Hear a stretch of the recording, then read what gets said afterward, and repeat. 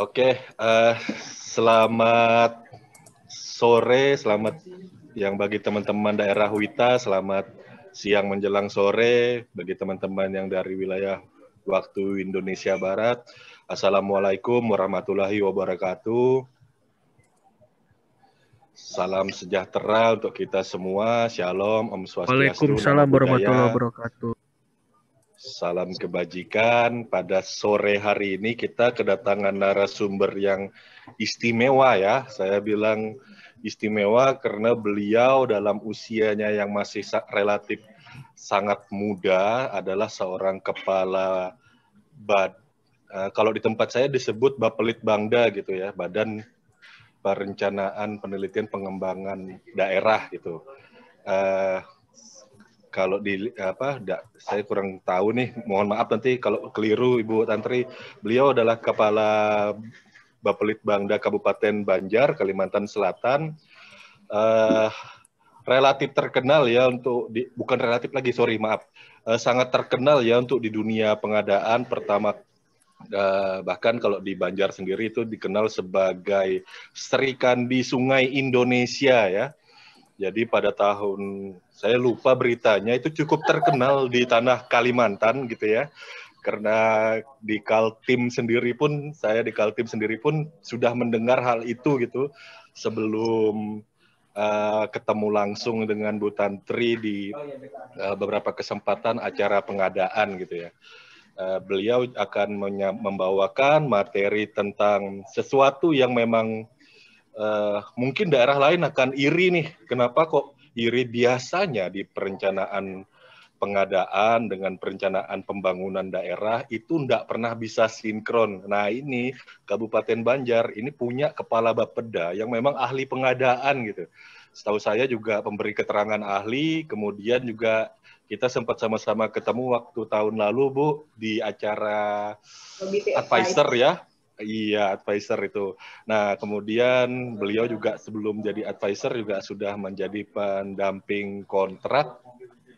Jadi memang ini komplit sekali ya ilmu yang beliau miliki. Nah, di sini kita akan membahas bagaimana sih sistem perencanaan pembangunan nasional kita yang diatur dalam Undang-Undang Nomor 25 Tahun 2004 dengan yang memang menurut saya kalau saya membaca aturan itu tadi ya itu relatif kompleks dengan peraturan turunannya, terus bagaimana nyinkronkan dengan Perpres 16 2018. Materi ini sangat bermanfaat bagi kita, terutama teman-teman di kementerian, lembaga maupun daerah yang selalu biasanya dikeluhkan bahwa ternyata perencanaan pengadaan itu kok sulit ya sinkronnya dengan perencanaan pembangunan.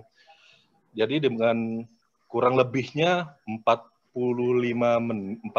menit materi ini nanti akan disampaikan Bu Tantri. Silahkan waktu dan tempat saya serahkan kepada Ibu Tantri.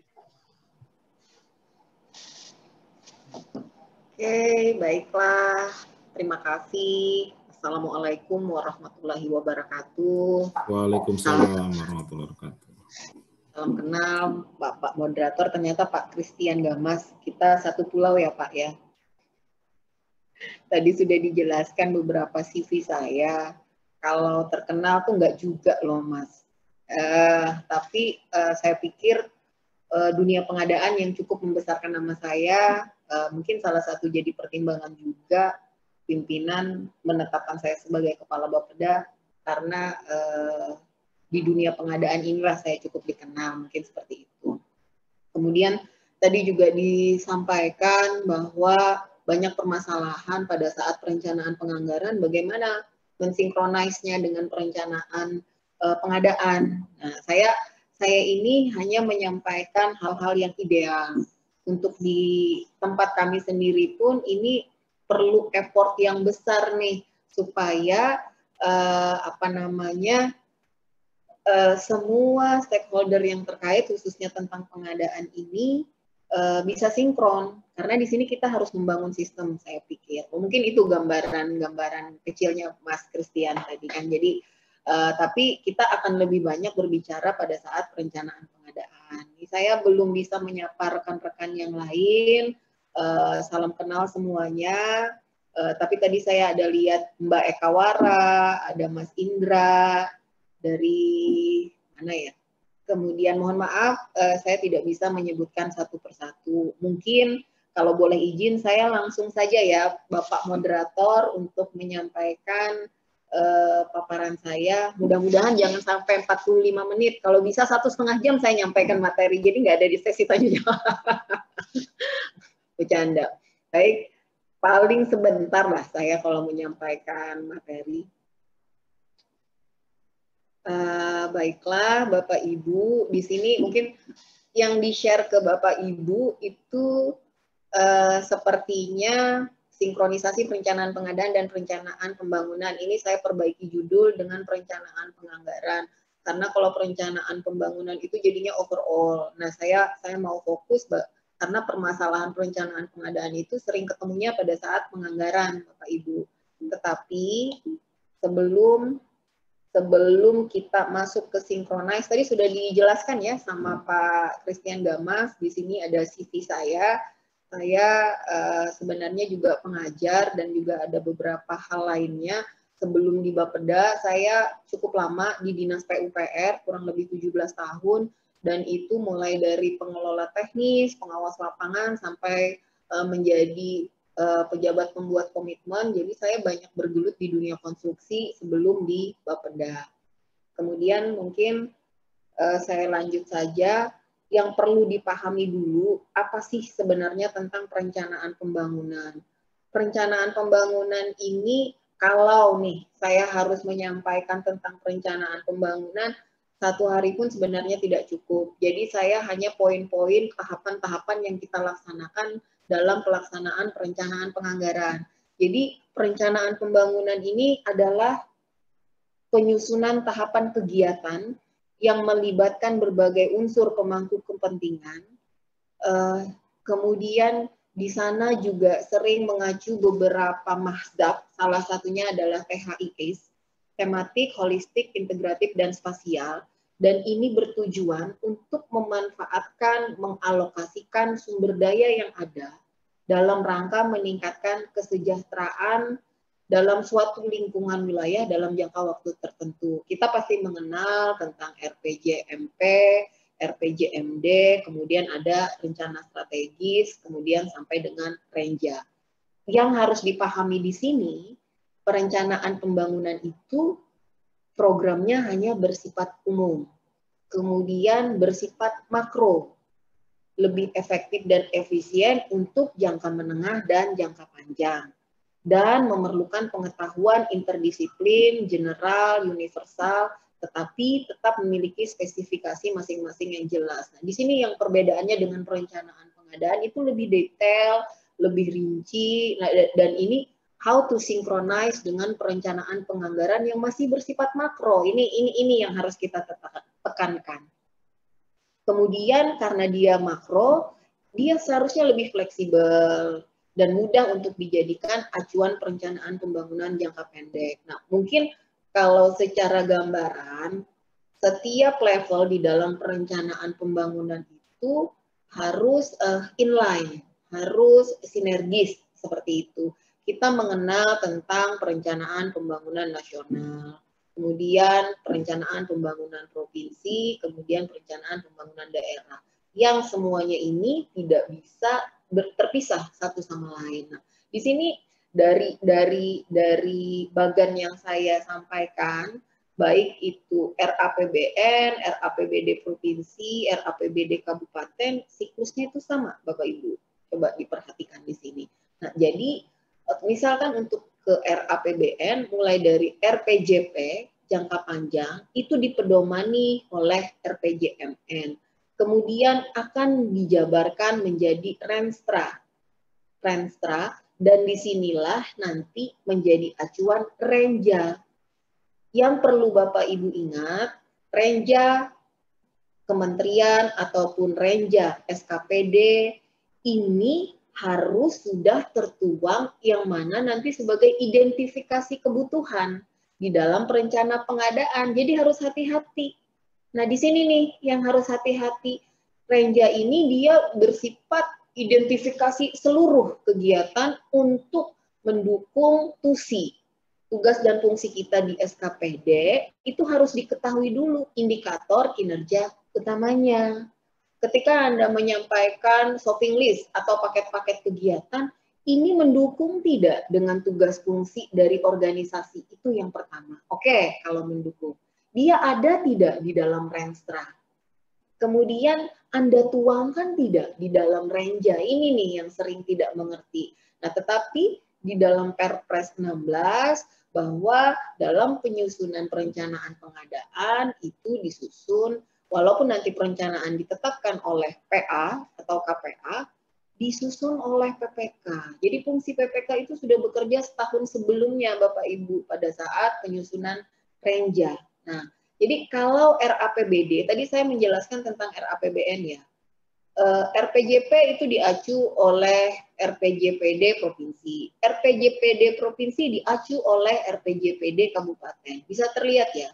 Jadi tidak ada sesuatu yang terpisahkan, baik itu pusat, pemerintah provinsi, maupun pemerintah kabupaten kota. Nah, sama seperti di sini, RPJPD yang mengacu kepada RPJP nasional dan provinsi, itu dipedomani untuk menyusun RPJMD. Makanya di RPJMD inilah apa-apa kegiatan yang akan kita laksanakan sebagai dasar untuk menentukan kebutuhan kita. Jadi harus sudah ada gambaran besarnya berupa program dan kegiatan yang ada di dalam RPJMD kabupaten. Saya sering sekali melihat kegiatan-kegiatan yang bermunculan di SKPD masing-masing, tapi ternyata di Rensranya tidak ada, di RPJMD-nya juga tidak ada. Nah, ini yang menjadi permasalahan. Nah, mungkin kalau saya boleh menjelaskan secara sekilas tentang perencanaan pembangunan atau perencanaan penganggaran, kita mulai dari RPJPD, kemudian masuk ke dalam RPJMD, ini ditetapkan dengan peraturan daerah. Kemudian dari RPJMD kita akan menentukan atau menyusun rencana strategis SKPD selama 5 tahun. Nah, pada saat rencana tahunan, nah ini yang harus kehati-hatian, disinilah sinkronis terhadap perencanaan pengadaan. RKPD tahunan adalah rencana kerja pemerintah dalam 1 tahun. Itu kita ambil dari RPJMD. Di RKPD ini, kabupaten kota akan menentukan program prioritas selama 1 tahun. Misal, pada tahun yang akan datang, kita akan fokus pemulihan ekonomi.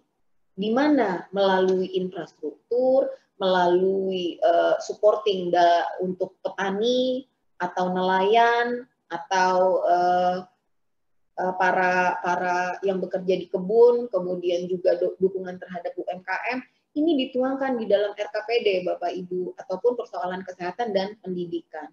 Kemudian dari RKPD disusunlah Renja. Nah, ini yang sudah muncul kegiatan-kegiatan yang akan kita laksanakan, dan dasarnya adalah Renstra. Sesudah Renja, ini nanti akan muncul, ini RKPD-nya RKPD rancangan awal. Kemudian Renja akan menjadi rancangan akhir. Mungkin ke sini. Dari RKPD masuklah di dalam KUA PPAS. Ini baru pagu. Nah, kalau di kementerian itu pagu indikatif. Pada saat menentukan KUA PPAS itu sudah muncul kadang-kadang beberapa kabupaten kota, provinsi itu pra RKA. Nah, sebenarnya sebelum KUA PPAS pun, apa dasar kita menentukan pagu kalau kita belum tahu rincian. Jadi saya harap, apalagi dengan sekarang adanya FIPD, mungkin ini jadi masalah yang sama. Jadi RKA SKPD itu sudah masuk Bapak Ibu di dalam penentuan KUA PPAS. Sehingga nanti apapun yang Anda usulkan, apabila disetujui, maka dia akan lanjut sebagai RAPBD atau RKA. Sebenarnya RKA ini sesudah KUA PPAS. Disinilah kita menyusun perencanaan pengadaan. Sesudah RAPBD baru DPA, dan ini dasar untuk pertanggungjawaban. Mungkin di sini ya gambaran-gambaran besar di dalam perencanaan penganggaran. Jadi di mana perencanaan pengadaan? Di sini sudah sebenarnya Bapak Ibu. Tapi harusnya sudah mulai terlihat di Renja SKPD. Oke ya, nanti saya lanjut dulu. Kemudian dari LKPP ini mencoba ada sebuah skema pengembangan integrasi sistem. Ini semacam harapan yang akan datang, tetapi ini sudah berjalan sebagian bahwa DIPA, RKA, ini kan masih SINDA dan sebagainya. Kalau untuk pemerintah daerah, kabupaten, kota maupun provinsi harus sudah mengacu ke SIPD, ini pasti nanti akan masuk ke Sirup. Kemudian ini juga masuk ke Sirup. Mengapa persoalan aset dan lainnya juga menjadi pertimbangan? Karena pada saat kita melakukan identifikasi kebutuhan, kita harus juga menilai barang yang sudah kita miliki seberapa. Nah, jadi itulah yang muncul masuk ke dalam perencanaan pengadaan. Nah, ini skema pengembangan integrasi sistem, mulai dari proses perencanaan, kemudian proses pengadaan, sumber datanya bagaimana, nanti akan ada satu metode pembayaran yang terintegrasi sampai dengan pelaporan. Nah, ini salah satu. Kemudian ada lagi nih skema integrasi perencanaan, penganggaran, pengadaan dan pembayaran. Nah, ini harapannya ya, sama saja seperti yang tadi, tetapi strategic planning ini adalah perencanaan RPJMN, rencana kerja pemerintah, rencana kerja tahunan, kemudian Krisna ini untuk APBN, e-planning ini untuk perencanaan, dan musrenbang itu masuk ke dalam Sirup, dan hasilnya adalah DIPA, DPA, RKAKL ini kan diturunkan, dijabarkan menjadi DIPA atau DPA, maka jadilah Sirup. Nah, disinilah shopping list dari semua kegiatan kita itu harus masuk ke dalam procurement system. Dan harapannya e-tendering, e-purchasing, non-tendering, non-purchasing itu akan menjadi e-kontrak. Ini ekspektasi ya, sampai dengan pelaporan, monitoring, dan payment-nya. Mungkin ini skema integrasi yang diinginkan oleh LKPP, tetapi ada sebuah problem juga, masih berbedanya sistem perencanaan penganggaran dari setiap kabupaten kota, dan keinginan untuk bisa terintegrasi dengan Sirup itu adalah lebih kepada goodwill dari pemerintah kabupaten kotanya. Oke, lanjut ya. Nah, di sini yang ingin saya jabarkan di dalam Perpres 16 pasal 18 ayat 1 mengenai perencanaan pengadaan, nanti kita akan membahas definisi umum, kemudian perencanaan pengadaan itu sampai mana sih? Mulai dari identifikasi kebutuhan, penetapan, kemudian cara, kemudian jadwal, sampai dengan anggaran, dan akhirnya masuk ke dalam RUP. Nah, ini. Sekarang kita masuk ke kegiatan perencanaan pengadaan. Tadi mudah-mudahan ya teman-teman sudah memahami alur di dalam perencanaan penganggaran. Saya yakin teman-teman yang hadir di sini adalah orang-orang di dunia pengadaan. Saya nggak tahu apa ada orang Bapeda, tapi kapan sih sebenarnya ini bisa sinkron? Kemudian kalau perencanaan ini sudah klop antara perencanaan penganggaran dengan perencanaan pengadaan, mudah-mudahan di ujung itu tidak ada permasalahan. Nah, jadi perencanaan pengadaan itu dimulai dari identifikasi kebutuhan. Kemudian perencanaan pengadaan menjadi masukan dalam menyusun RKAKL dan RKA perangkat daerah. Tetapi pada saat identifikasi kebutuhan, tolong diingat, yang paling penting itu bahwa dia mendukung tugas dan fungsi dari SKPD. Kemudian itu juga mendukung indikator kinerja utama. Kemudian lagi itu masuk di dalam rencana kerja tahunan. Masuk juga di dalam RKPD yang sejalan dengan Renstra kita dan RPJMD. Ini yang sering menjadi masalah. Sering setiap tahun itu muncul kegiatan yang ternyata tidak inline dengan perencanaan pembangunan. Nah, tetapi untuk pengadaan strategis, biasanya di RKPD itu ditentukan nih program prioritas atau quick win. Sebenarnya sudah teridentifikasi dari awal, ya, sehingga identifikasi kebutuhan dapat dilakukan sebelum penetapan pagu indikatif atau nota kesepakatan PPAS. Benar ya Bapak Ibu? Tetapi pada saat sesudah KUA PPAS atau penetapan pagu indikatif baru muncul nanti kegiatan-kegiatan, disitulah tahapan kita untuk menentukan identifikasi kebutuhan. Terus identifikasi kebutuhan itu seperti apa ya, nanti tunggu sesudah ini ya Bapak Ibu. Kemudian, nah ini kegiatan perencanaan pengadaan perangkat daerah. Tadi sudah saya jelaskan satu persatu bahwa berdasarkan Perpres 16 pasal 18 ayat 3, kemudian juga peraturan LKPP nomor 9 tahun 2019, ini ada di pasal 6 ayat 4, bahwa perencanaan pengadaan itu dilakukan bersamaan dengan proses penyusunan RKA perangkat daerah setelah nota kesepakatan atau KUA PPAS. Nah, di sini. Jadi si perencanaan pengadaan ini sesudah KUA PPAS. Tetapi tadi saya tegaskan lagi ya Bapak Ibu, RPJMD-nya program kegiatannya itu sudah ada. Itu yang paling mendasar. Kemudian sesudah RPJMD ini tadi harus ada Renstra. Ini Renstra. Sesudah Renstra, kemudian di RKPD ini ada Renja yang baru masuk ke perencanaan pengadaan. Jadi di Renja ini sudah muncul sebenarnya kebutuhan-kebutuhan yang kita inginkan. Misalnya tentang penataan kualitas permukiman dengan identifikasi luasan kawasan. Ternyata ada 10 hektar. Ternyata yang harus kita ketahui pekerjaan yang sudah dilaksanakan terhadap luasan 10 hektar itu ada berapa yang sudah kita intervensi dengan kegiatan. Nah, disitulah muncul identifikasi kebutuhan, kemudian matriks kegiatan, mana-mana pekerjaan yang sudah dilaksanakan dan sisanya yang akan kita laksanakan beberapa tahun ke depan. Disinilah muncul si perencanaan pengadaan. Kemudian baru kita masukkan dalam penyusunan RKA, persetujuan Raperda tentang APBD, dan baru pengumuman RUP. Nah, ini mungkin untuk APBD ya Bapak Ibu.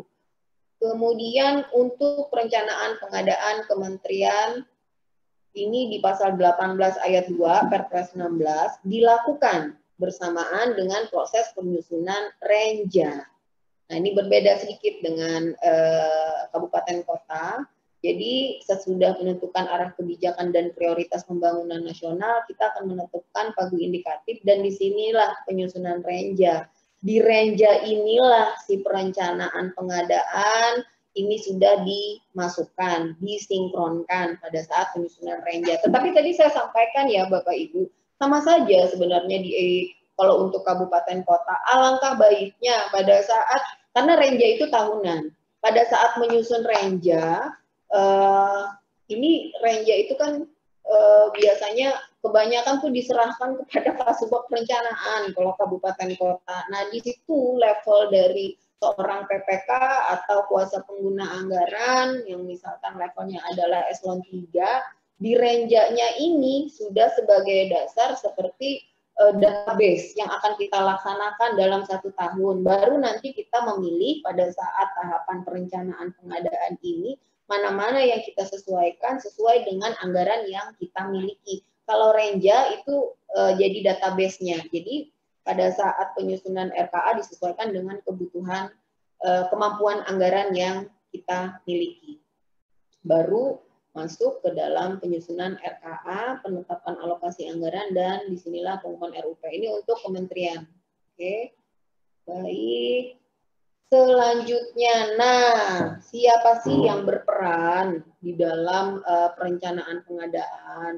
Jelas ya, Bapak Ibu, di Perpres 16, pasal 9 dan pasal 11, pengguna anggaran atau KPA menetapkan perencanaan pengadaan, menetapkan dan mengumumkan RUP, serta melakukan konsolidasi pengadaan. Nah, ini penting. Mudah-mudahan pada saat kita melaksanakan perencanaan pengadaan, kita bisa melakukan konsolidasi dengan tujuan efisiensi dan efektif. Di sini fungsinya PA. Tetapi yang menyusun perencanaan pengadaan adalah pejabat pembuat komitmen sesuai dengan kebutuhan KLPD untuk tahun anggaran berikutnya, sebelum berakhirnya tahun anggaran berjalan dan dalam pelaksanaannya dapat dibantu oleh pengelola pengadaan barang jasa. Nah, sampai di sini mungkin saya ingin menyampaikan Bapak Ibu terkait bagaimana mensinkronkan antara perencanaan pengadaan dan perencanaan penganggaran. Ada hal, kita harus membangun sebuah sistem. Saya bicara sekarang tentang kabupaten kota. Kalau di kabupaten kota itu kan ada TAPD. Harapannya kepala UKPBJ atau yang membidangi persoalan pengadaan barang jasa itu masuk di dalam TAPD. Gitu. Kemudian pada saat penyusunan RKA, kalau di tempat kita, kepala UKPBJ ikut melakukan penilaian, melakukan pemeriksaan. Nah, tetapi saya sangat memahami yang terjadi pada tahun ini. Tahun ini, Bapak Ibu, ada perubahan peraturan mulai dari Permendagri 90 yang perubahan nomenklatur, program kegiatan yang awalnya kegiatan, ada yang menjadi program, ada yang menjadi kegiatan dan kegiatan, dan begitu juga sebaliknya. Dan ini perlu pemetaan-pemetaan, itu Permendagri 90.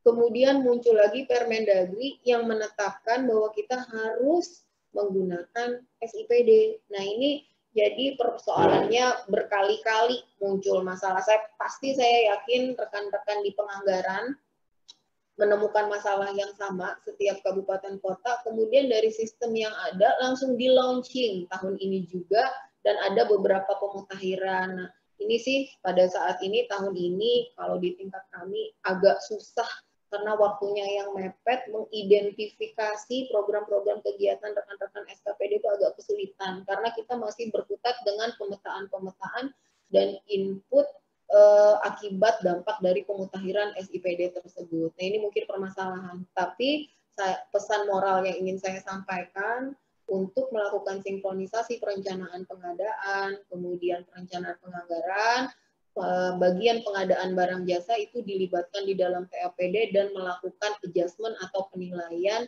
apakah DPA atau RKA yang diusulkan itu bisa di-approve untuk menjadi acuan di dalam penganggaran.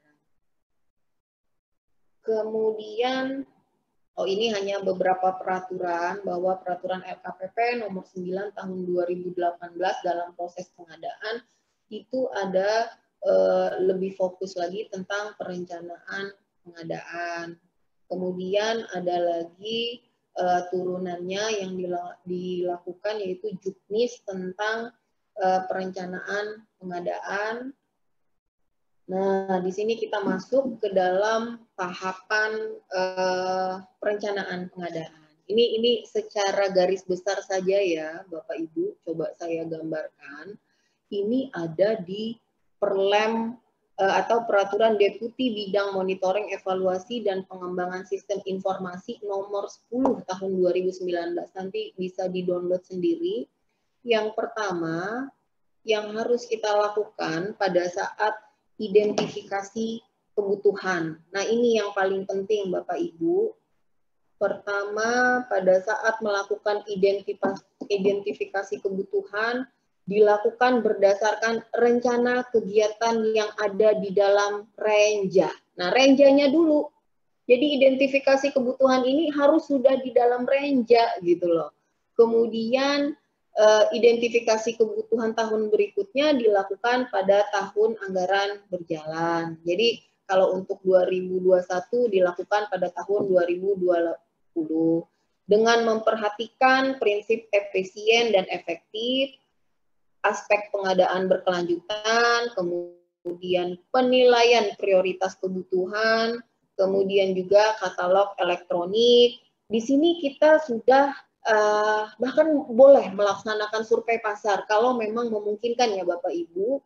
Dan yang paling penting bertujuan untuk menunjang tusi organisasi, maka jumlah kebutuhan barang jasa itu mempertimbangkan besaran organisasi, jumlah pegawai, kemudian beban tugasnya, dan barang atau jasa yang telah dimiliki. Nah, ini pada saat identifikasi kebutuhan. Kemudian kita masuk, perlu identifikasi detail atau tidak? Apabila iya, maka kita harus masuk ke dalam formulir identifikasi kebutuhan. Di sini ada beberapa daftar pertanyaan, tapi nanti saya akan munculkan beberapa lampiran yang mungkin bisa menjadi acuan. Persoalannya adalah dokumen perencanaan pengadaan ini terkait kembali kepada kebijakan pemerintah daerah.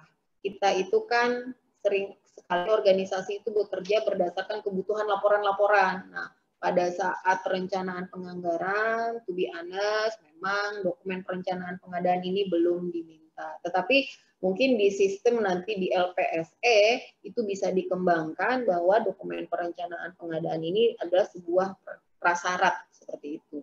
Apabila tidak memerlukan identifikasi detail, langsung masuk ke penetapan barang jasa. Penetapan barang jasa itu lebih kepada jenis pekerjaannya apa, kemudian disesuaikan dengan anggaran, dan juga harus sesuai dengan klasifikasi baku komoditas Indonesia atau KBKI itu untuk pengadaan barang, dan kodifikasi yang dikeluarkan Kementerian Teknis terkait apabila itu nanti non barang. Tapi nanti formulir saya beri contohnya. Nah, ini yang kemudian masuk ke dalam cara. Cara itu pasti ada dua, swakelola atau dengan penyedia. Pada saat masuk di swakelola kegiatan tersebut, kita harus menentukan tipe swakelolanya apa. Tipe 1, tipe 2, tipe 3, tipe 4. Saya tidak perlu mengajari tentang proses pengadaan, saya pikir Bapak Ibu sudah sangat tahu. Baru di sini kita juga menyusun spek, kemudian KAK, dan terakhir adalah RAB. Ini apabila swakelola. Kemudian apabila itu penyedia, maka disinilah tahapan untuk menyusun spesifikasi teknis, perkiraan biaya, muncul ke dalam pemaketan, kemudian apakah memungkinkan dilakukan konsolidasi, dan kita juga memperhitungkan biaya pendukung. Apa saja sih yang menjadi biaya pendukung, misal gitu ya, Bapak Ibu.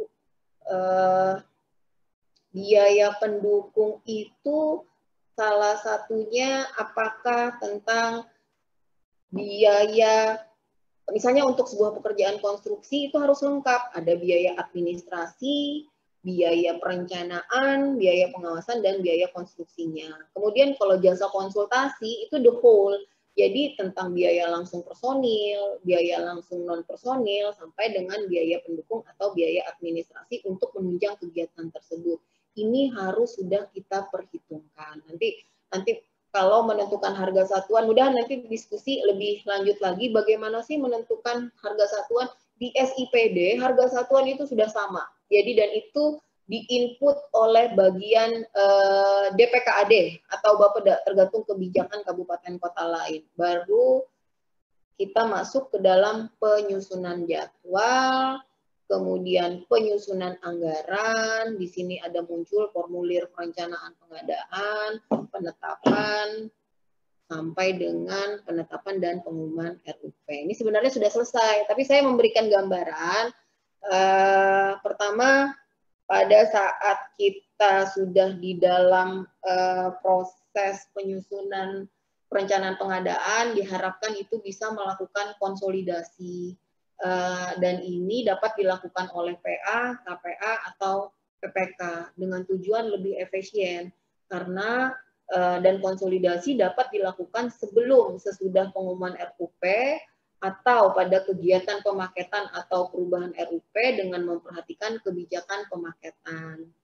Kemudian yang terakhir, konsolidasi ini tujuannya memberikan keuntungan bagi organisasi pengadaan lebih kompetitif.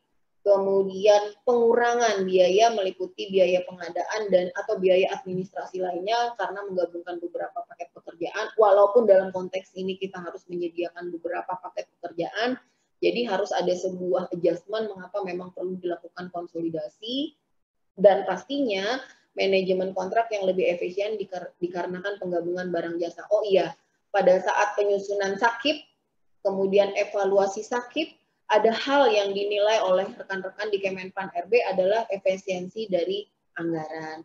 Ini mungkin next, saya hanya memberikan lampiran-lampiran, contoh lampiran. Ini contoh tabel identifikasi kebutuhan. Misal barang yang Anda munculkan itu apa saja. Misal untuk penataan kualitas permukiman ada jalan, ada drainase, dan ini kegiatannya apa? Perorangan atau badan usaha, dan bahkan kita harus sudah menilai Bapak Ibu ketersediaan pelaku usaha untuk menunjang kegiatan. Ini contoh tabel identifikasi kebutuhan.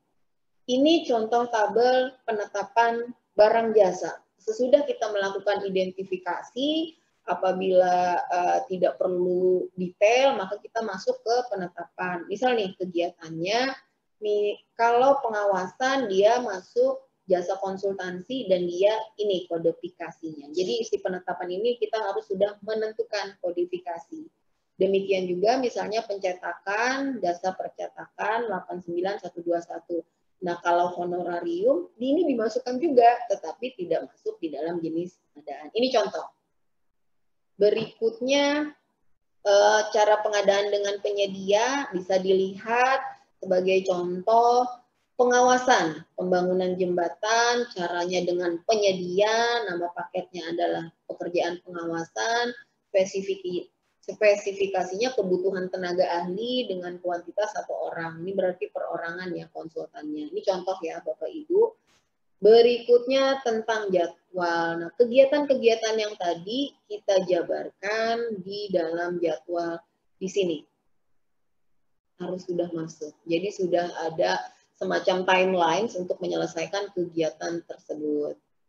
Berikutnya ini tentang penganggaran, sesudah muncul sampai dengan jadwal, kita mencoba prediksi dengan penentuan SSH, kemudian SBU, harga satuan yang ditetapkan, sekarang kan dengan sistem makanya dengan SIPD. Berikutnya, yang terakhir ini format formulir perencanaan pengadaan. Yang terakhir, bisa dilihat juga penetapan perencanaan pengadaan. Ini semuanya ada di dalam Peraturan Deputi Nomor 10 Tahun 2019. Dan yang terakhir, terima kasih. Mungkin ini dulu yang bisa saya sampaikan. Mudah-mudahan diskusinya bisa lebih asik ya Bapak Ibu. Mohon maaf kalau ada yang kurang. Saya stop share ya Mas Christian. Baik, siap. Baik, di sini Bu Tantri sudah ada 2 penanya. Saya akan ke penanya pertama, yaitu Pak Dr. Kurniawan Ilyas. Silakan. Terima kasih. Oke. Terima kasih Pak Christian. Salam pengadaan Pak. Ini saya nggak share screen lagi kan Mas? Enggak, sudah Bu. Baik, terima kasih Pak Christian diberikan saya kesempatan untuk sedikit diskusi tentang sinkronisasi perencanaan pengadaan dan perencanaan penganggaran ya.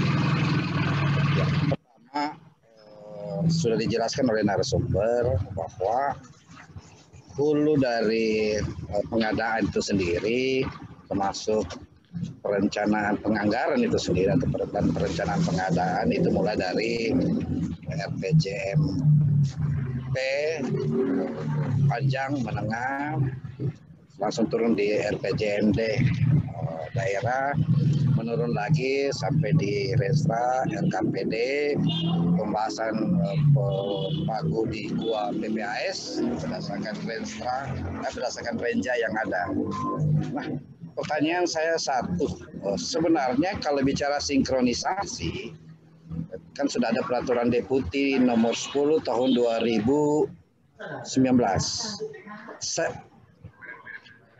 Saya melihat tidak ada form, tidak ada kolom yang menunjukkan bahwa capaian indikator kinerja daerah. Sebab di RPJMD, ya tadi biasa di bab 10 ya, bab 9, di RPJMD ada capai indikator kinerja untuk 5 tahun.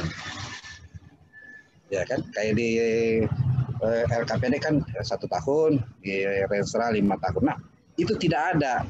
Nah, sekarang pertanyaan saya adalah, umpamanya contoh ya, saya kasih contoh, Umpamanya ada target ada target pemerintah daerah setiap tahun, umpamanya meningkatkan pertumbuhan PDRB. Ya, umpamanya 2016 7,20, 2017 7,35 dan sampai 2021 5 tahun 7,80. Nah, bagaimana bisa mensinkronisasi hal demikian sehingga angka yang muncul di akhir tahun di 5 tahun itu 7,80, umpamanya pertumbuhan PDRB atau laju inflasi atau PDRB per kapita itu. Jadi itu sebenarnya kalau saya belum melihat di peraturan deputi ini atau keputusan deputi ini terhadap sinkronisasi antara perencanaan penganggaran dan perencanaan pengadaan itu sendiri, karena daerah punya target capaian berdasarkan indikator yang mereka sudah susun berdasarkan berapa capaian aspek urusan dan indikator kinerja. Demikian Pak Christian. Baik, pertanyaannya berarti tadi sinkronisasi terhadap capaian indikator kinerja tadi ya Bapak ya, secara betul. Komprehensif. Silakan Bu Tantri. Langsung aja ya, Pak. Siapa tadi? Ya, Pak Dr. Kurniawan Ilyas. Bapak orang Bapeda ya Pak? Saya pernah Bapeda. Oke. Sekarang sudah di Bang sekarang. Baik Pak Kurniawan. Jadi gini Pak, Bapak benar. Peraturan deputi itu tidak mungkin mengatur ke dalam perencanaan penganggaran itu dulu, karena konteks peraturan yang dari LKPP hanya tentang proses pengadaannya, gitu ya Pak ya, itu dulu. Tetapi ada beberapa format yang dikeluarkan oleh peraturan dari LKPP itu bukan sesuatu yang baku, itu menurut saya sebuah kertas kerja. Tapi ide yang disampaikan oleh Pak Kurniawan ini bagus sekali. Mudah-mudahan ya rekan-rekan di sini bisa memahami, karena ini sebenarnya pembicaraan orang Bapeda nih Mas Christian. Jadi yang pertama terkait peningkatan PDRB. Nah, seharusnya di dalam RPJMD itu sudah dibagi nih pembobotan bahwa peningkatan PDRB itu didukung oleh program A, program B, program C, program D dengan bobot sekian. Itu ekspektasi saya. Saat ini belum, tapi tahun depan kami akan menyusun Pak Gus nih untuk di tempat saya. Sehingga ketika ada program yang kemudian diturunkan di kegiatan yang kita bagi SKPD, setiap SKPD itu bisa menunjang, kan begitu ya Pak Kurniawan. Tapi sebagai contoh gini Pak, yang paling mudah, misalkan di RPJMD ada target akses air minum gitu, akses sanitasi. Nah, akses sanitasi ini ditunjang oleh kegiatan perubahan perilaku oleh Dinas Kesehatan dan infrastruktur dari Dinas PUPR, misalnya nih. Nah pada saat rekan-rekan di Dinas PUPR, mereka bekerja itu tidak tahu bahwa dia bertujuan untuk mendukung RPJMD. Padahal RPJMD, kemudian Ranstra, kemudian Renja, itu sudah masuk di dalam indikator kinerja utamanya SKPD. Kalau boleh, di tabel yang Bapak sampaikan ketika muncul identifikasi kebutuhan, ada satu tabel lagi bahwa dia akan menunjang akses air minum atau target indikator SKPD sajalah saya pikir, karena yang menghitung kepada target di RPJMD itu kan rekan-rekan di Bapeda. Ini kan hanya di lintas SKPD nih, kalau perencanaan pengadaan. Jadi tabel identifikasi kebutuhan atau nanti tabel terakhir tentang perencanaan pengadaan yang saya show up tadi, ada muncul bahwa dia akan meningkatkan akses air minum dengan anggaran sekian persen. Kira-kira itu Pak ya tambahannya. Tapi bahwa di sini sinkronisasi ini kapan sih kita melakukan perencanaan pengadaan dan apa saja sih yang harus kita lakukan pada saat kita melakukan perencanaan pengadaan. Yang terjadi saat ini kan tahu-tahu Pokja yang saya perhatikan disodorkan sebuah DPA, kan PPK itu nggak tahu kegiatan ada. Padahal si PPK ini sudah berfungsi sejak awal. Kenapa? Karena dari pengguna anggaran sendiri memberikan kewenangan untuk penyusunan anggaran DPA SKPD itu hanya ke Subag Perencanaan, sedangkan dia tidak tahu gitu loh paket kegiatan yang dilaksanakan oleh bidang-bidang. Tapi tidak semua seperti itu. Saya yakin. Jadi pesannya adalah di dalam penyusunan RKA, penyusunan perencanaan pengadaan itu seharusnya sama antara RKA dengan perencanaan pengadaan. Di perencanaan pengadaan itu kita akan mengidentifikasi untuk mencapai akses sanitasi tadi, kita membutuhkan infrastruktur A, kita membutuhkan perencanaan, kita membutuhkan pengawasan, kita membutuhkan biaya administrasi. Biaya administrasi itu entah untuk pokja, untuk publikasi, untuk perjalanan dinas, melakukan klarifikasi, dan lain sebagainya.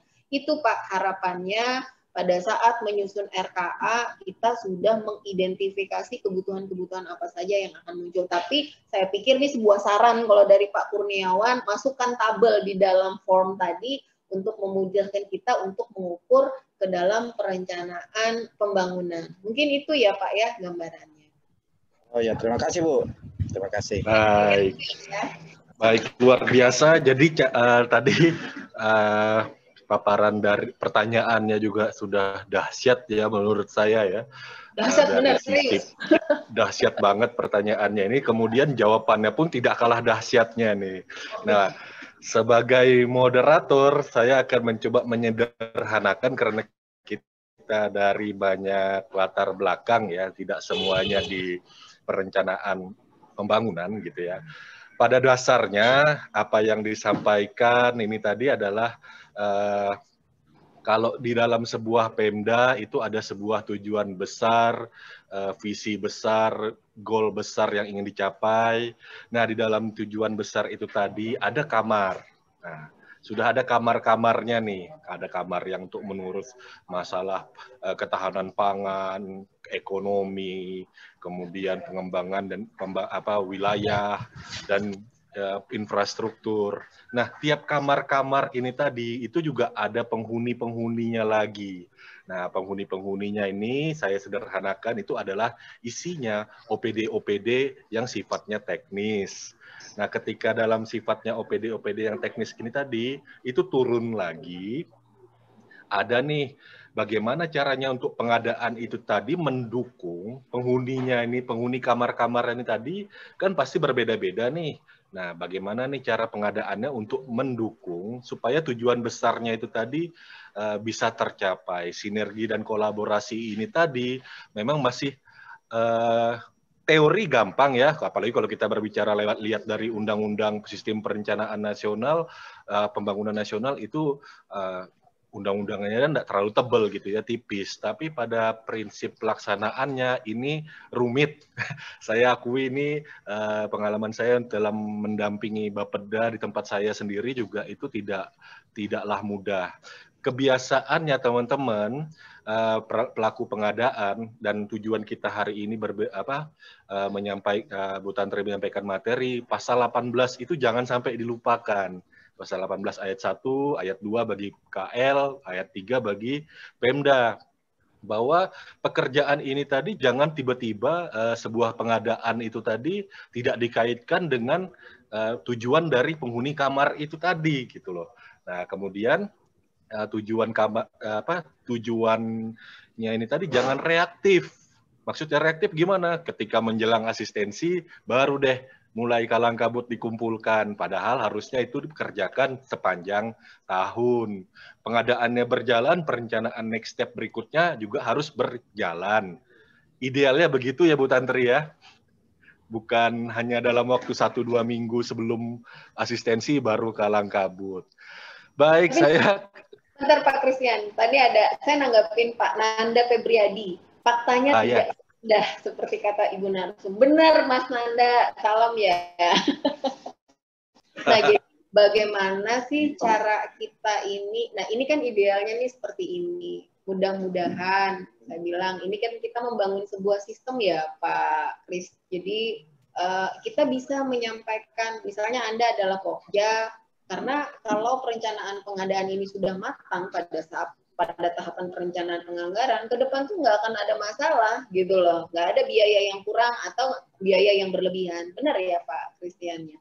Jadi ini tentang membangun sistem, menyamakan sebuah persepsi, kemudian juga sudah ada juknis tentang tahapan perencanaan pengadaan, sehingga paling tidak sebuah pembelajaran, misal di tahun yang ini kita bisa menyampaikan kepada PPK, apabila ingin membuat sebuah program kegiatan, dia harus sudah menyiapkan perencanaan pengadaannya itu sudah sejak renja. Kalau saya sih sejak renja, Pak.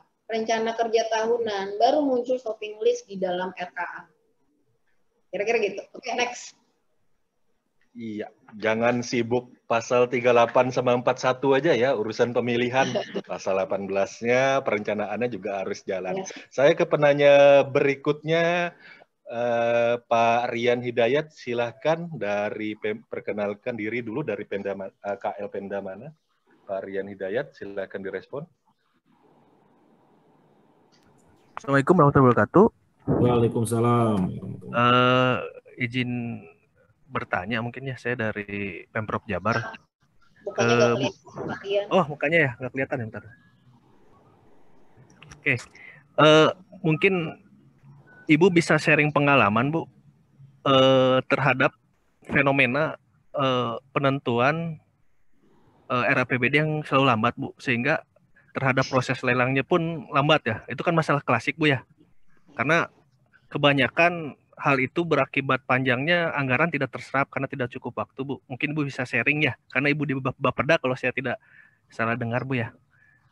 Ya, ini sangat banyak terjadi ya di beberapa Pemda, Bu ya, termasuk pernah saya alami. Yang kedua, Bu, menarik tadi masalah tujuan, Bu ya, tujuan di RPJM yang harus diterjemahkan dalam pengadaan, Bu ya. Maksudnya kan pengadaan itu terus untuk mencapai supaya tujuan di RPJM tercapai, Bu ya. Nah, yang saya ingin tanyakan tadi menarik, Bu, masalah kontribusi atau beban tiap SKPD yang Ibu paparkan tadi, Ibu ungkapkan tadi. Ibu tadi ngangkat masalah akses air minum, Bu ya. Yang akhirnya itu indikatornya kan dari perilaku, dari infrastrukturnya. Nah, kebanyakan, Bu, ya mungkin Ibu juga bisa sharing ya sebagai kepala Bapeda. Kebanyakan ya, Bu ya, tujuan di RPJM itu tidak bisa diterjemahkan terhadap beban tanggung jawab masing-masing SKPD, Bu. Sehingga ketika melaporkan capaian kinerjanya itu tidak terungkap gitu. Si SKPDA ini berhasil membantu pencapaian berapa persen sih? SKPDB berapa persen tuh? Nah, mungkin ini saya juga minta sharing dari Ibu. Ada nggak sih model yang bisa menghitung itu gitu, Bu?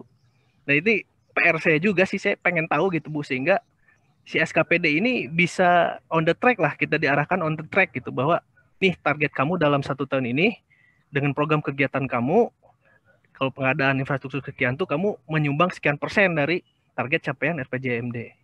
Ya mungkin itu saja, Bu, dari saya, Bu, 2 pertanyaan. Terima kasih atas waktunya. Baik, silakan langsung, Bu Tantri. Teman-teman nanti kalau mau kita diskusi tentang pengadaan, tentang harga satuan dan lain sebagainya, sok ya. Ini tadi proses penganggaran, Mas Rian dari Jabar, persoalan klasik terlambatnya pengesahan RAPBD. Ya benar-benar sepertinya semua kabupaten kota mengalami permasalahan yang sama. Tetapi Anda juga tahu bahwa untuk mengesahkan APBD itu sendiri harus mendapat persetujuan DPRD. Pasti persoalannya di sana. Nah, iya, Bu, di situ. Di DPRD. Sehingga ini sih kalau di kita, saya sorry to say ya, kalau tahun kemarin kita sudah selesai, Mas. Tahun kemarin ya. Ini mungkin akan lambat karena ada persoalan SIPD. Tahun kemarin di Oktober, November itu kita sudah selesai sebenarnya. Sampai sudah dilakukan evaluasi oleh Kemendagri, jadi tinggal pengesahan. November, Desember sudah pengesahan. Tetapi yang saya heran, walaupun sudah dilakukan pengesahan, rekan-rekan pelaku pengadaan itu kan tidak melaksanakan proses tender yang lebih dahulu. Itu aja sih yang jadi masalah. Saya juga yang saya agak membingungkan, dari setiap SKPD itu seperti selalu tidak siap. Tadi seperti yang Mas sampaikan, bagaimana sih mereka mengukur kinerjanya. Kita nih sekarang berbicara tentang pengadaan. Seharusnya setiap rekan-rekan dinas atau instansi teknis bicara tentang pengadaan harus tahu paket pengadaan. Misal penyediaan air minum ini akan diperhitungkan terhadap indikator kinerja utama SKPD kan? Itu dulu dong, Mas. Nah, ini yang sebenarnya di setiap SKPD itu tidak paham apa sih yang menjadi tanggung jawabnya. Yang mereka ketahui hanya paket pekerjaan. Benar tidak, Bapak Ibu? Coba deh dinilai. Yang tahunya pekerjaan. Dan itu pernah saya alami di awal saya bekerja. Baru saya mengerti ketika sudah di level kasih ya, S4, oh bahwa paket pekerjaan yang kita laksanakan, kita ini kan sekarang kan ada SKP. Di SKP itu yang sebenarnya yang menunjang berapa sih perhitungan-perhitungan sehingga pada saat di level akhir itu muncul ini menunjang terhadap indikator kinerja utama. Di sini pesan yang mau saya sampaikan bahwa paket-paket pengadaan yang dimunculkan itu tidak boleh sebenarnya sekonyong-konyong muncul. Itu sudah ada di dalam RPJMD. Nah, itu. Kemudian Renstra, Renja, dan di dalam RKA. Tetapi Mas, kita kan kalau RPJMD itu kan tentang program kegiatan, program kegiatan akses air minum. Nggak masalah kalau lokasinya di A, kemudian berpindah ke lokasi B. Atau nih, ada kepala daerah yang menginginkan pelaksanaan pembangunan monumen. Nah, ini kan di RPJMD sering nggak ada. Itu dikaitkan dengan penataan kawasan. Seperti itu. Nah, itu yang harus menjadi dasar kita. Karena sekarang kalau saya nggak salah ya, di KPK sendiri, mereka mempertanyakan tentang perencanaan penganggaran yang tiba-tiba muncul. Dan ini harus dengan perencanaan pembangunan. Nah, ini fungsi Bapeda sangat besar sekali sebenarnya di sini. Kira-kira gitu ya. Ya, oke. Tinggal dari reasoningnya Bu ya. Iya. Ya, makasih Bu. Ya, sama-sama Mas Rian. Kemudian tadi Bu Tantri mungkin ada yang sedikit sempat diungkapkan Pak Rian juga. Bagaimana sih kira-kira untuk mengukur itu bebannya tiap SKPD itu tadi gitu dalam kerangka besarnya gitu, kontribusinya, pemodelannya mungkin itu Bu. Betul. Ya. Oke, bagaimana mengukur? Jadi yang pertama kita bicara sekarang tadi tentang PDRB. Misalnya tadi mungkin yang lebih gampang akses air minum aja ya Mas Rian ya. Oke, boleh Bu contoh. Pertama kalau akses air minum kemarin kita ditarget 100 pada tahun 2019 harusnya 100. Kita sudah memperhitungkan, harus diperhitungkan dulu baseline-nya berapa. Oh, ternyata baseline-nya akses air minum saat ini di posisi 40%. Berarti di dalam 5 tahun ke depan kita harus menyelesaikan 60%. Dalam 1 tahun dengan anggaran yang sekian, itu bisa menyelesaikan berapa persen sih? Jadi kita bicara tentang tren, harus melihat kemampuan keuangan dari setiap kemampuan keuangan daerah. Kemudian pengalokasian terhadap air minum tersebut. Jadi misal 10 miliar ternyata kita bisa meningkatkan akses air minum itu kurang lebih 5%. Misal ya, berat loh meningkatkan akses air minum tergantung luasan kabupaten kota. Ini kalau saya bicara daerah kami itu agak berat. Jadi 1 tahun itu paling-paling bisa meningkatkan 2% karena kita cukup luas. Nah, jadi di awal tahun kita punya data baseline, kemudian misalnya 60%, itu dibagi selama 5 tahun kurang lebih 12,5%. Tadi kalau 12,5% itu dilihat lagi kemampuan keuangan. Kemarin karena kita tidak mampu, jadi kita turunkan ke posisi 80% saja pada 5 tahun yang akan datang. Dan disitulah muncul nanti di RPJMD berapa anggaran per tahunnya. Seperti itu. Jadi sudah muncul nih setiap tahun pembobotan yang harus mereka capai untuk mendukung akses air minum yang ada di dalam RPJMD. Oke. Tapi seringkali nggak diikutin juga sih per tahunnya, akhirnya berubah lagi dari RPJM daerah. Iya, benar Bu, itu Bu masalahnya. Pusing saya. Jadi memperhitungkannya berdasarkan tren dan kemampuan keuangan daerah, kemudian luasan kabupaten kota, kemudian kemampuan dari organisasi yang mengampu dari tugas-tugas atau indikator target yang ada di dalam RPJM ini. Mungkin gitu ya? Iya. Baik. Ya. Saya cukup ya Pak Rian ya. Saya ke penanya Cukup. berikutnya. Atau Pak Muklis? Pak Muklis? Gimana Bang? Waktu kita masih ada ya Pak Muklis ya? Masih 30 menit. Masih 30 menit. Masih 30 menit. Oh, saya kira masih 1 jam itu. Oke. Rasa lama. Baik. Ya, Mas? Saya ke penanya berikutnya, Pak Bergas Sulutoro. Silakan perkenalkan diri. Selamat sore. Sore, Pak. Oke, perkenalkan saya Bergas dari Gunung Kidul, Jogja, Bu. Ya, nanti saya mau ke Jogja, Pak. Silakan, Bu. Ini saya mungkin mau ini aja berbagi atau mohon berbagi pengalaman saja. Bagaimana nomor 1, bagaimana membangun sinkronisasi sistem antara penganggaran pembangunan dan penganggaran. Berdasar pengalaman saya juga pernah di perencanaan waktu di OPD itu ada salah satu PPK. Oh, ini lagi hits nih. Itu dimasukkan kegiatan aja, berarti itu kan berarti seakan-akan tanda kutip melanggar perencanaan yang sudah ditetapkan sebelumnya.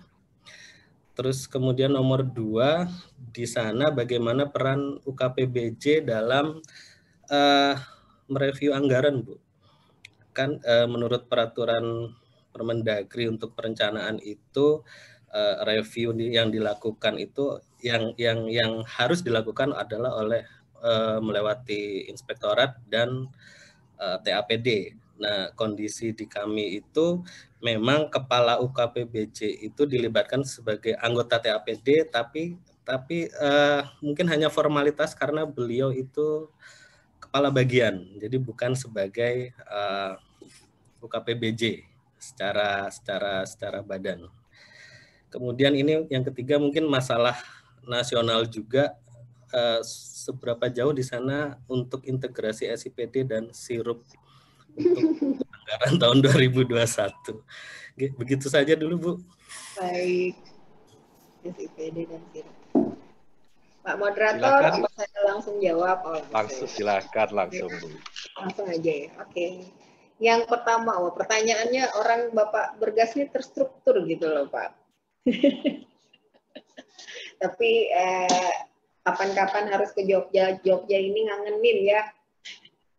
Yang pertama, bagaimana melakukan sinkronisasi sistem. Tapi saya sudah dengar tadi kalau di Gunung Kidul sudah bahwa kepala UKPBJ masuk di dalam TAPD. Ini memang agak sulit sih, apalagi kalau kepala UKPBJ-nya tidak profit. Saya pikir seperti itu.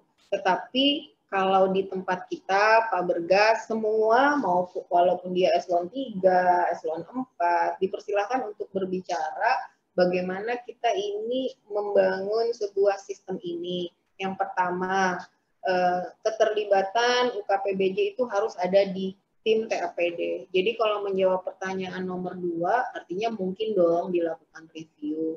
Seperti yang kami laksanakan sekarang, tapi ini memang bermasalah ya dengan adanya SIPD. Awal pada saat KUA PPAS kita melakukan prediksi pendapatan. Ternyata keluar PMK itu pendapatan sudah real, sehingga kita harus melakukan atau penyesuaian kurang lebih 20%. Disinilah fungsi dari TAPD, mana-mana kegiatan yang perlu dilakukan pengurangan. Nah, saya berharap kalau kepala UKPBJ sudah masuk di tim, karena di sana harus ada approve, Mas Bergas, ada tanda tangan, dia bisa kok memeriksa dari RKA yang disampaikan oleh SKPD dan melakukan adjustment, gitu kan. Itu yang pertama. Yang kedua, bisa melakukan DES.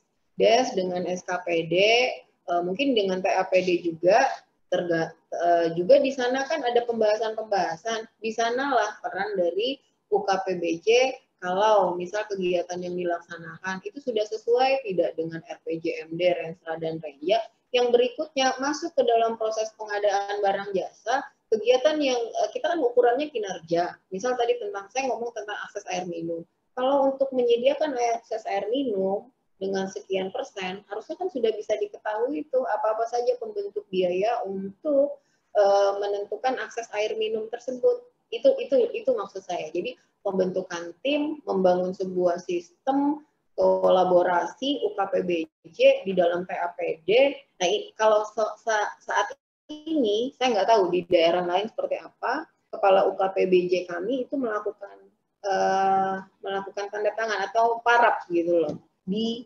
RKA yang diusulkan oleh SKPD. Disitulah saya pikir kalau misalkan memungkinkan, kalau di tempat kita ada 34 SKPD, memungkinkan tidak UKPBJ untuk menilai apa-apa yang disampaikan oleh SKPD tersebut. Kemudian permasalahan nasional, integrasi SIPD dengan sirup. Saya belum, ini kan SIPD baru di launch tahun ini nih, saya belum tahu lagi SIPD ini sudah masuk ke sirup atau tidak. Tapi seharusnya bisa, itu kan hanya proses ekspor saya pikir. Nanti ketika sudah muncul RKA, kemudian muncul DPA, tahun kemarin kami masih menggunakan Simda. Kalau yang experience tentang SIPD, to be honest Mas Bergas, karena kan ini belum nih, kita masuk ke sirup kan belum nih. Baru tahun ini kan kita melakukan dengan SIPD. Jadi kita belum tahu. Kalau saya pikir seharusnya sudah bisa sejalan dengan sirup yang ada di LKPP seperti itu. Kira-kira gimana? Oke ya, Mas Christian. Baik. Mungkin ini mungkin bagaimana peran kepala bagian atau kepala UKPBJ ini sebenarnya lebih asik kalau yang sharing ini yang memang benar-benar kabak. Silakan Pak Muklis. Gimana nih best practice-nya? Pak Muklis. Iya, Bang. Iya. Gimana nih kira-kira Pak Muklis kalau perannya untuk Kabak UKPBJ dalam mereview penganggaran dalam perannya sebagai bagian dari TAPD? Harusnya memang seperti itu gitu, tapi realitanya tidak seperti itu. Realitanya memang masih kecil sekali lah. Melibatkan itu masih kecil sekali lah. Fakta di lapangannya nggak seperti itu. Siap. Mungkin itu hanya sebagian saja. Karena apa? UKPBJ hadir ini kan ya baru-baru saja kan. Jadi peran itu belum optimal melibatkan. Nah, dan kita hanya bisa memberikan pendampingan. Ya. Ya, baik, kan? Jadi itu aja sih. Terkait dengan yang SIPD itu tadi, ini mungkin sekedar informasi juga ya, karena saya sempat bertanya hal yang sama pada waktu fasilitator RUP, itu kebetulan LKPP menyampaikan bahwa memang integrasinya itu akan gitu ya, jadi ya baru akan gitu ya. Artinya apa Bapak Ibu? Ya kalau memang masih dilakukan ya secara manual gitu jadi ya tidak langsung otomatis. Memang nanti ke depannya akan ada semacam sebuah sistem untuk menarik data dari SIPD, kemudian dari sirup itu tadi, data yang ada di SIPD itu tadi akan diarahkan ini paketnya, penetapannya berdasarkan jenis pengadaannya apa, cara pengadaannya apa. Nah, nanti itu masih tapi itu masih dalam proses gitu ya. Waktu itu ditanya kapan itu bisa mulai diterapkan, belum bisa memberi jawaban. Jadi ya masih tetap kita langsung ambil positifnya saja bahwa ini sudah pasti kita akan manual begitu. Iya. Semoga itu bisa Dong, semoga Mas. itu bisa menjawab ya.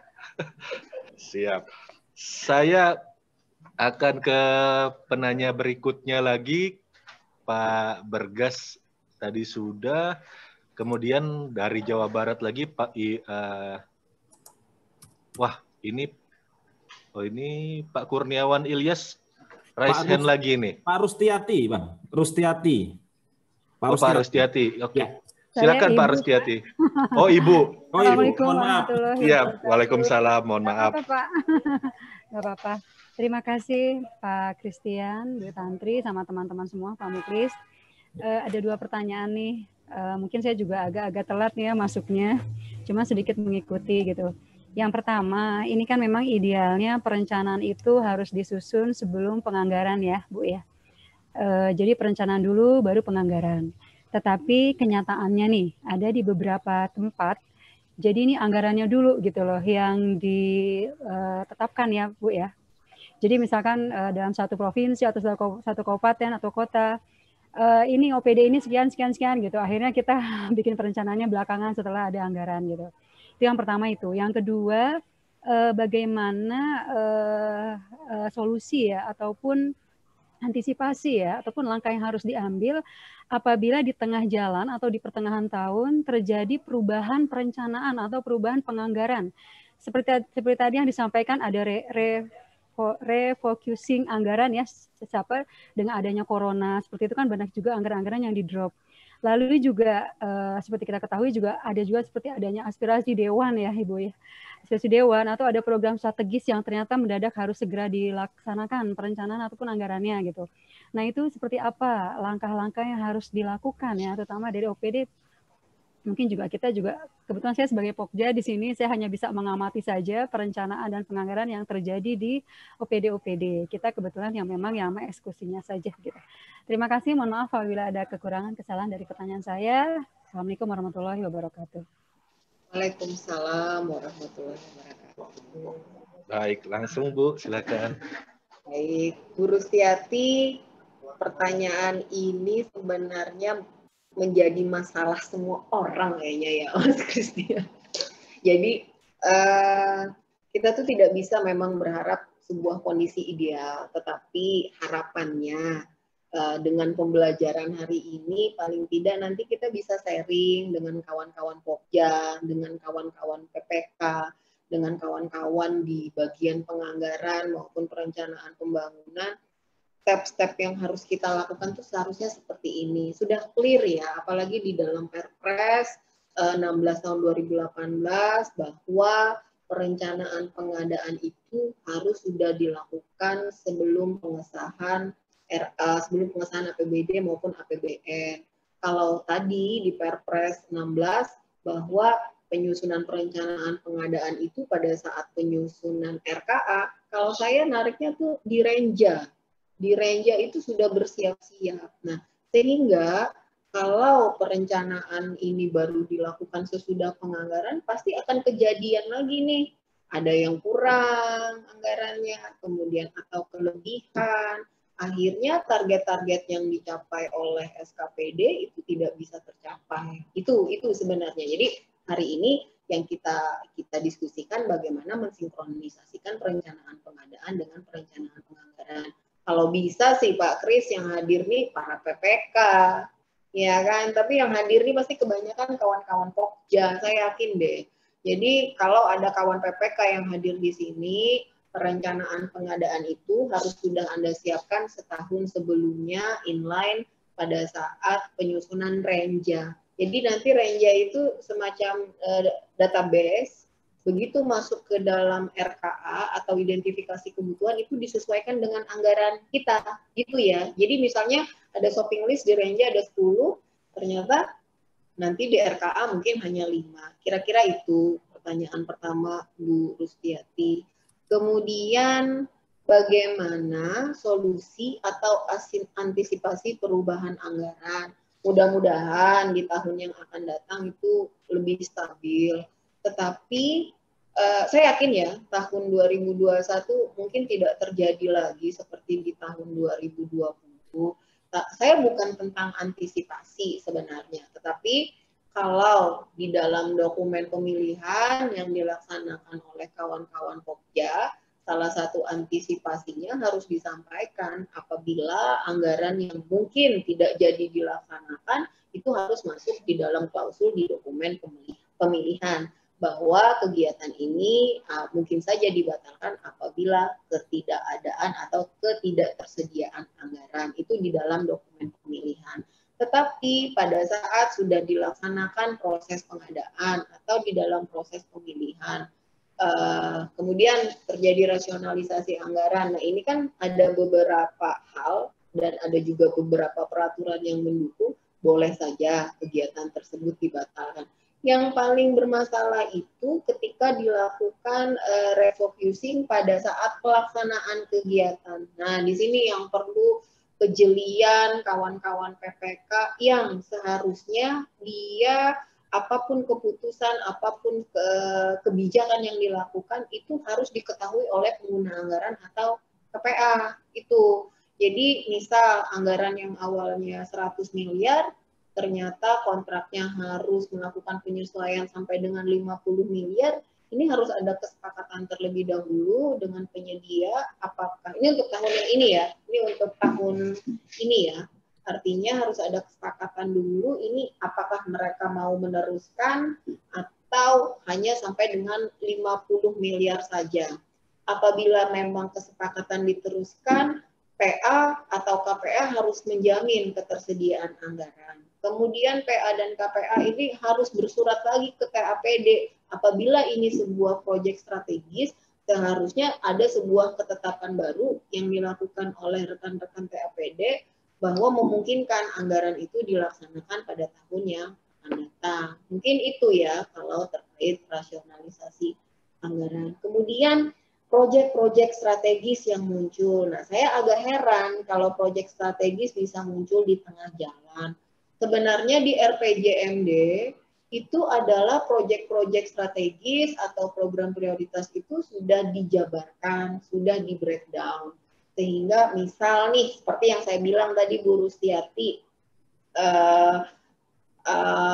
ada muncul keinginan kepala daerah untuk pembangunan tugu. Biasanya kalau di RPJMD itu ada penataan kawasan strategis. Ini kalau nggak tahu ya di kabupaten kota lain. Dan di sana sudah muncul, dan itu harus ada di dalam Renstra. Renstra dimungkinkan untuk melaksanakan perubahan, karena dia hanya peraturan kepala daerah ya, bukan perda. Kalau RPJMD itu perda. Nah, sedangkan RPJMD itu lebih kepada program kegiatan. Jadi apabila ada proyek-proyek strategis, itu harus dikaitkan dengan program dan program besar yang ada di dalam RPJMD. Saya pikir tidak terlalu bermasalah. Misalnya kayak kita ada penataan koridor jalan arteri atau pengembangan kawasan strategis. Biasanya di dalam RPJMD setiap kabupaten kota itu ada program-program tersebut. Kemudian terkait aspirasi dewan.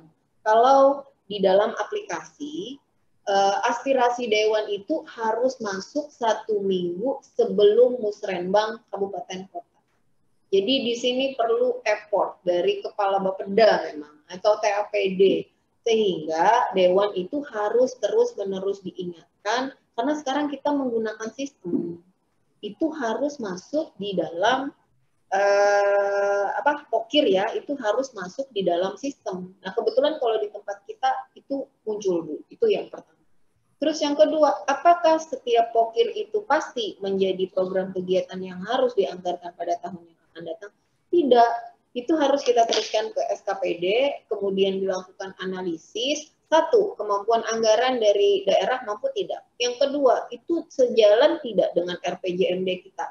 Yang ketiga, kewenangannya itu kewenangan kabupaten kota tidak. Jangan-jangan kewenangan kementerian, kewenangan provinsi, dan lain sebagainya. Sehingga di sini perlu diskusi lebih mendalam dengan rekan-rekan legislatif bahwa tidak semua aspirasi dewan itu bisa dipenuhi. Nah, kalau persoalan aspirasi dewan, ini saya ya, selaku tim dari TAPD sudah melakukan diskusi lebih mendalam, bahkan kita pembahasan di komisi kalau terkait pokir. Dan di sini kita akan menyampaikan bahwa tidak semua bisa dilaksanakan. Tetapi tidak bisa kita indahkan karena persetujuan APBD maupun APBN itu harus ada persetujuan kawan-kawan di DPR, sehingga setiap yang mereka sampaikan, usulkan, masukan, itu harus bisa kita sinergiskan dengan rencana pembangunan daerah dan disesuaikan dengan kewenangan dari OPD atau SKPD. Mungkin begitu ya, Bu Rustiati. Baik, semoga gimana Bu Rustiati? Oke. Terima kasih Pak, sudah Pak. Makasih. Ibu, makasih. Baik, sepertinya tidak ada penanya lagi dari sisi. Oh, ada Dr. Kurniawan Ilyas raise hand lagi, mungkin. Mungkin ada yang mau ditambahkan, siap, silakan.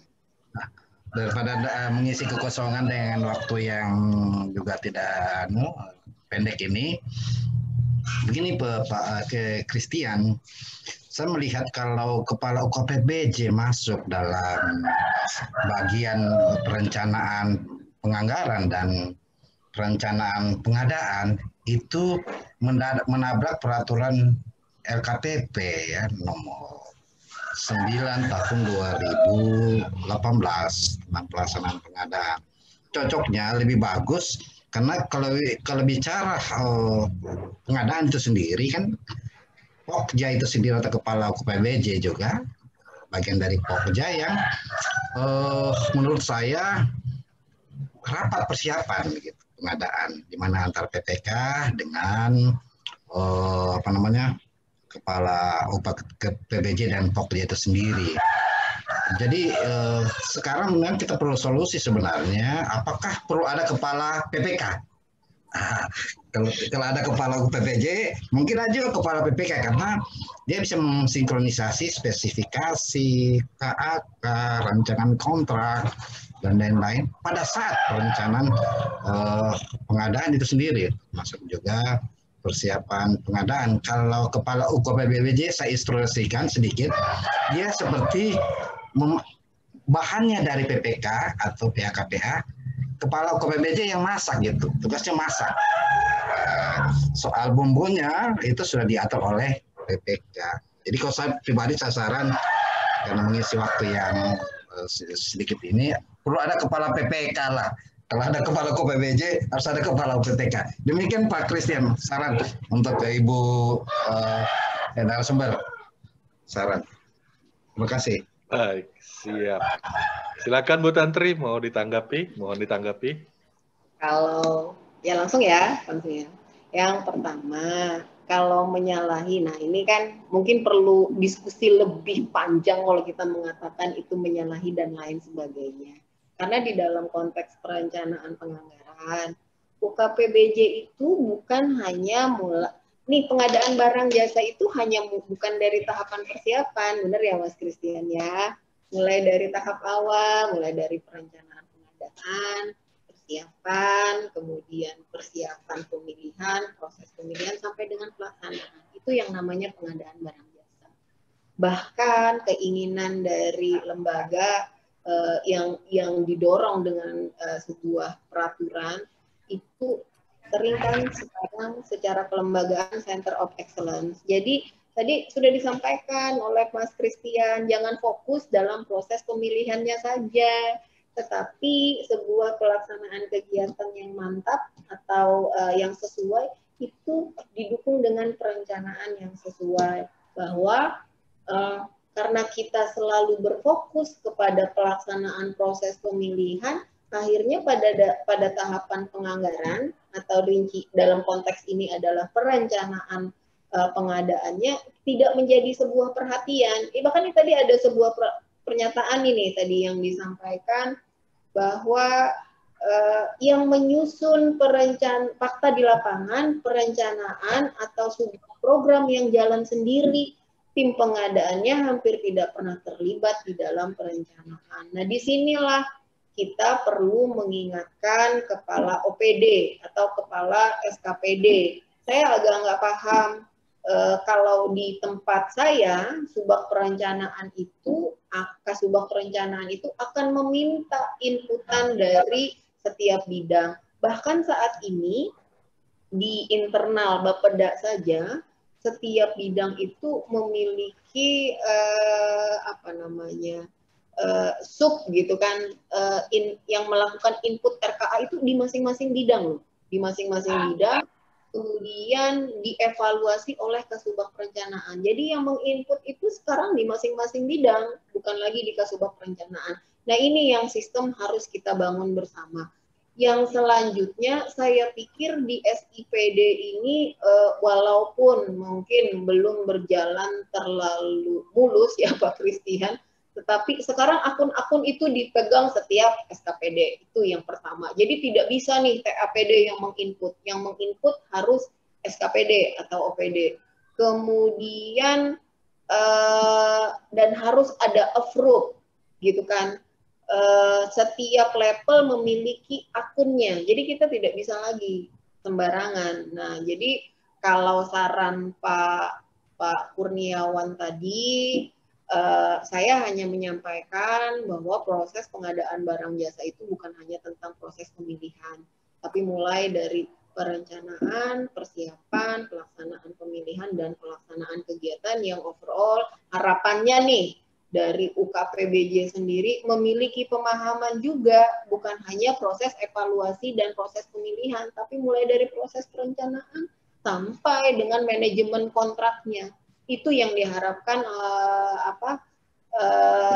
amanat dari peraturan yang ada untuk meningkatkan kompetensi dan kapabilitas dari para pengelola barang jasa. Mungkin itu ya. Baik, sisa waktunya masih ada 3 menit, tapi ada yang raise hand lagi nih. Ya. Nah, ini saya kembalikan ke Ibu Tantri, mau disambut apa tidak nih dari yang raise hand terakhir ini? Boleh ya? Baik. Ya, proses pengadaan, perencanaan pengadaan enggak ya? Silakan Ibu Naila. Oh iya. Oh, Ibu atau Bapak ini? Bapak nih. Oke. Bapak ya. Mohon maaf, Pak. Mas Christian, gimana ceritanya? Ya, oke, silakan. izin ya. Ya. Oke, izin. Terima kasih. Selamat sore bagi kita semua. Izin dengan narasumber. Tadi sudah disampaikan bahwa memang problem khususnya terkait di perencanaan ya, karena topik kita adalah perencanaan PBJ ya. Jadi memang bisa sharing ya. Kebetulan saya ini adalah sebagai auditor di Kabupaten Barito Timur. Jadi salah satu tupoksi kita itu kan ada misalnya seperti probity audit. Nah, salah satu di probity audit itu adalah yang kita lakukan itu adalah di tahap perencanaan, pelaksanaan, dan yang terakhir itu ya. Jadi karena topik ini ada di perencanaan, selalu pasti kalau di probity itu perencanaan itu pasti selalu diawali dengan identifikasi kebutuhan. Harus itu. Tapi kenyataan kita selama ini ada kebiasaan yang membiasakan yang salah, langsung loncat ke anggaran. Nah itu. Jadi menurut hemat saya memang perencanaan ini perlu memang dibakukan ya, khususnya perencanaan PBJ. Jadi sering itu di tiap kantor itu pas menyusun RKA ya sudah langsung jadi beli ini. Harusnya kan identifikasi kebutuhan itu kan harus ada usul-usul dari masing-masing bidang, ya kan? Usul dari masing-masing bidang, dan itu berkaitan juga dengan apa tugasnya PA selaku pengelola aset di SKPD. Jadi ketika dia berperan bukan sebagai PA ya, sebagai aset pengguna barang, berarti dia harus mengajukan dulu daftar-daftar kebutuhan barang yang mau diadakan. Nah, ini yang sering selama ini kita lalai lah. Khusus untuk di pengguna barangnya, tapi di PA-nya dia aktif karena itu kadang itu kan uang ya. Pasti dia aktif. Tapi kalau selaku pengguna barang itu seling apa? Langsung tiba-tiba barang itu langsung diajukan untuk di pengajuan anggaran. Ini mungkin bisa sharing kalau di tempat kami ya kejadian seperti itu, mungkin di tempat lain seperti apa, atau ke depannya perlu juga diselaraskan supaya kepala SKPD itu jangan lupa juga dia selaku pengguna barangnya, jangan PA-nya saja yang ditonjolkan. Mungkin itu sebagai masukan dari saya. Terima kasih. Ya, silakan Bu Tantri. Kalau masukannya ditanggapin ya Mas ya. Jadi Ya. saya dari Barito Timur loh Pak. Oh iya. Orang Uluh Itahkia ya. Jadi yang pertama, ya itu tadi, ini sebenarnya persoalan klise. Tentang perencanaan pengadaan ini kan baru muncul di Perpres 16 tahun 2018. Sudah sih dari dulu tuh arahan-arahan tentang perencanaan, tapi dipertegas lagi di Perpres 16 tahun 2018. Ini persoalan nih Mas Christian, karena dokumen dari perencanaan pengadaan ini tidak diminta di dalam perencanaan penganggaran. Benar nggak sih? Nah, kalau kita membangun sistem, di tempat saya juga belum ya Bapak Ibu, alangkah baiknya si perencanaan pengadaan ini itu diminta di dalam perencanaan penganggaran. Jadi mereka sudah prepare. Nah, sekarang saya bertanya, di dalam sistem LPSE sendiri atau Pokja, perencanaan pengadaan ini diminta tidak yang mendetail mulai dari identifikasi kebutuhan? Juga belum ya Mas Kris ya? Belum juga kan, itu problemnya. Nah, aturan ini muncul tetapi tidak menjadi sebuah syarat, jadi hampir semua PPK tidak akan melaksanakan ini, gitu loh. Tetapi saya berharap tools yang dikeluarkan oleh LKPP ini membantu kita ketika kita dihadapkan untuk menyelesaikan sebuah kegiatan yang menunjang tusi kita sesuai dengan indikator kinerja utama. Di dalam perencanaan pengadaan itu, mulai dari identifikasi kebutuhan, mereka memberikan sebuah tools. Nah, itu bisa diikuti, gitu loh. Kalau PPK-nya jeli, itu mudah sekali. Oh, ternyata identifikasi kebutuhan tuh ini saja. Apa saja sih yang dibutuhkan? Sehingga pada saat kita akan melaksanakan proses pemilihan pada tahun yang akan datang, dan pelaksanaannya itu sudah bisa dengan mudah dilaksanakan. Intinya kan begitu. Tetapi karena ini bukan sebuah requirements, jadinya rekan-rekan PPK tidak akan menyiapkannya, Mas Kris. That's a problem. Gitu loh. Baik. Oke. Jadi semoga itu tadi diskusi kita memang waktunya. Kalau berbicara masalah perencanaan pengadaan, perencanaan penganggaran, tiap KLPD, Pemda itu punya karakteristik masing-masing lah ya. Nah, jadi kalau mau didiskusikan, ini bisa bervariasi. Kalau bicara di tempatnya Pak Muklis mungkin akan berbeda dengan, walaupun aturannya sama ya, tapi mungkin kalau di tempat saya sendiri ketika asistensi identifikasi kebutuhan itu merupakan requirement untuk dibawa ketika asistensi. Tapi memang betul seperti kata Ibu Tantri, karena ini tidak menjadi sebuah mandatori gitu ya.